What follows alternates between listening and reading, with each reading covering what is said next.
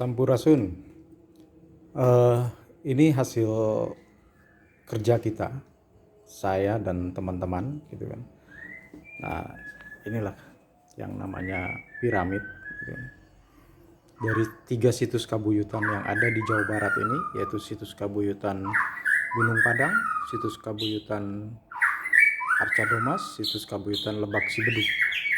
Jadi apa yang saya sampaikan juga sudah jelas bahwa kita punya piramid yang memang tidak terlihat, gitu kan. Nah, piramid ini membentuk suatu gambaran tentang keagungan cipta karya paripurna para leluhur kita. Situs tersebut juga sudah ada ribuan tahun sebelum Masehi, gitu. Nah, makanya coba saya mencari atau menarik garis kesimpulan bahwa piramid itu ada satu sama lainnya terkait, yaitu dengan filosofi tentang Tritangtu maupun Kabuyutan. Coba Anda perhatikan ini garis putih itu.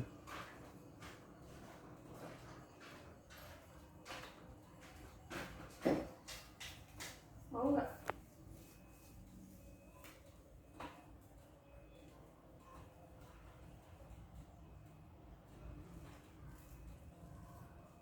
Jadi sudah jelas bahwa penampakannya ada secara fisik maupun secara dunia maya.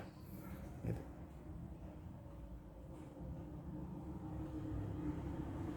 Demikian teman-teman. Terima kasih.